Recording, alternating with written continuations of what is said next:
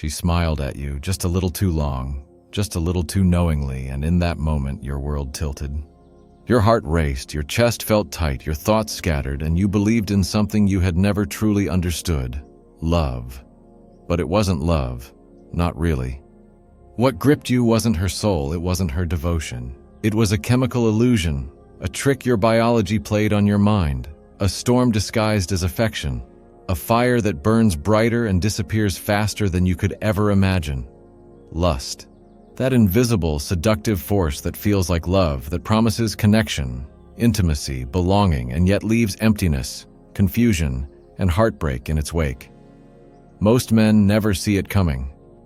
They mistake the rush of desire for devotion, the intensity of passion for emotional depth, and they surrender their hearts to a fantasy their own brain creates.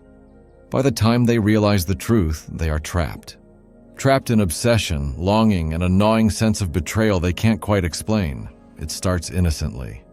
That first glance, that fleeting touch, that laugh that makes your chest tighten, your brain responds before your mind does. Dopamine floods your system, creating pleasure, excitement, anticipation. You feel connected, close, bonded. You believe in something real. But the truth is, biology doesn't care about your happiness. Lust is designed to hook, not hold. It peaks quickly, and when the chemical high fades, so does your sense of connection.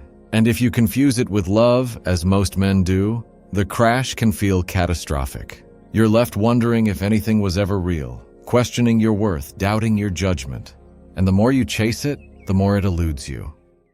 Men fall for lust because it feels urgent, overwhelming, unmissable. We are wired to interpret intensity as emotional depth.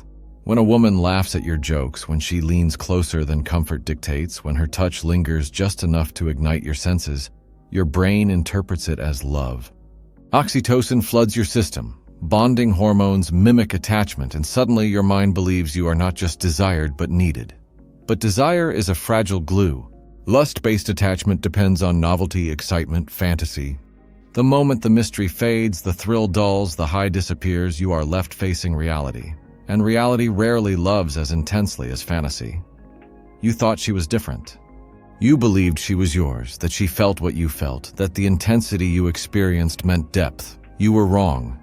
Lust is loud, reckless, persuasive, but fleeting. It doesn't require love, loyalty, or even interest in your well-being. It only requires your brain's chemical addiction to reward, novelty, and excitement. And when you confuse that for emotional investment, you are vulnerable to heartbreak, manipulation, and obsession. And it's not just her.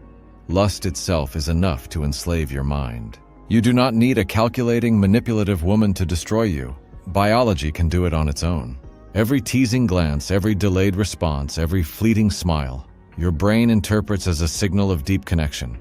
You obsess, you analyze, you chase. You become addicted to the illusion, believing that the intensity you feel is proof of love.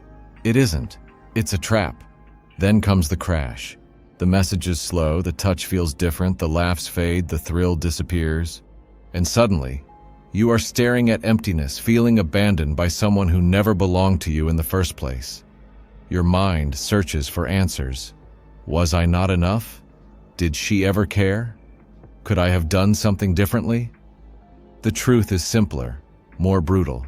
She may have cared, yes, but only in a limited sense. She desired you, and desire is temporary. Lust doesn't last. It consumes, seduces, and leaves behind a hollow echo that feels like betrayal. Most men spiral at this point. They attempt to recreate the feeling, to chase the high that once made them feel alive.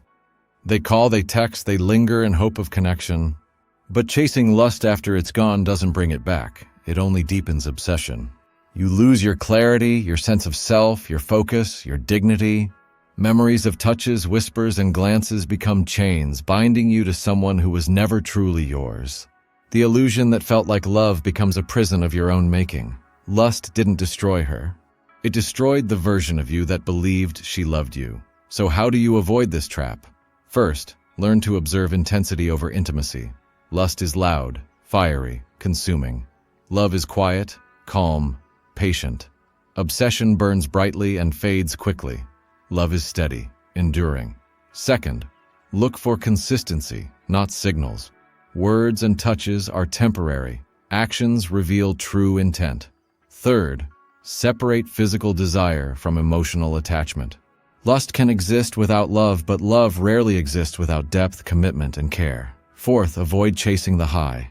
Craving excitement over emotional connection is a recipe for pain and disillusionment. Understanding lust doesn't make you cynical. It makes you wise. It teaches you to discern, to protect, to value depth over instant gratification, substance over appearance, truth over illusion. It allows you to enjoy passion without losing yourself, to feel desire without mistaking it for devotion, to experience intensity without surrendering your identity. Lust is intoxicating because it's powerful, because it exposes vulnerability, because it can teach more about human nature than years of safe love. But power without awareness is destruction. Awareness allows control. Awareness allows you to experience attraction without being consumed, desire without being enslaved. The most dangerous part of lust is not its intensity, but its subtlety. It masquerades as love, hides in plain sight, lingers in moments that feel genuine, manipulates your brain into creating meaning that never existed. You might recall nights where you felt profound connection, mornings where you missed her before you even said goodbye, weeks where every thought spiraled around her presence. That's lust at work, powerful, deceptive, and cruel. And if you aren't careful, it will convince you that illusion is reality. It preys on your hopes, your insecurities, your need for validation, your desire to be seen, to be loved, to be wanted. The moment you interpret chemical reaction as emotional truth, you are ensnared. The human mind is an expert at weaving stories around feelings. When dopamine and oxytocin flood the system, the brain constructs a narrative. She must love me. She must feel what I feel. This is meant to be. The chemicals lie, the narrative lies, and yet your heart believes. And yet there is a dark beauty in recognizing it. Understanding lust's mechanics is like stepping out of a shadow you didn't realize you were walking in. You see the patterns, the triggers, the illusions, the lies your own body tells you. You recognize when the rush is chemical, when the attachment is imagined, when desire is masquerading as love. And once you see it, you are free. Free to experience passion without losing yourself. Free to feel desire without surrendering to obsession. Free to engage with intimacy while keeping clarity. Lust no longer controls you. You control it. The paradox is this. Lust feels like love because it taps into everything we crave. Connection, validation, intensity, intimacy. But it does not guarantee love. It provides the experience without the stability, the sensation without the commitment, the illusion without the substance. It is intoxicating, mesmerizing, seductive, and brief. And yet, in its fleeting nature, it teaches one of the most important lessons about human desire. What we feel is not always what is true. What we want is not always what we need. And what we chase may be nothing more than a shadow of our own longing. So the next time a woman smiles a little too long, laughs a little too knowingly, leans a little too close, and your heart races, pause. Ask yourself, is this love or is this lust? Is it connection or is it chemistry? Is it devotion or is it desire? Understanding the difference isn't about cynicism, it's about survival.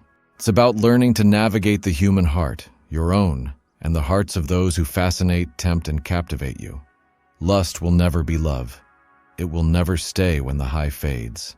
But it can be understood, respected, and experienced without surrendering yourself. The choice is yours. Most men never realize it. Most men fall. But those who understand the illusion of lust, who see it for what it is, who navigate it with awareness, they survive, they grow, they learn. And one day, when real love comes along, they recognize it. Because real love is quiet, it is steady, it is patient, it endures beyond chemical highs. It doesn't destroy, it doesn't abandon, it sustains. So look closely, feel deeply.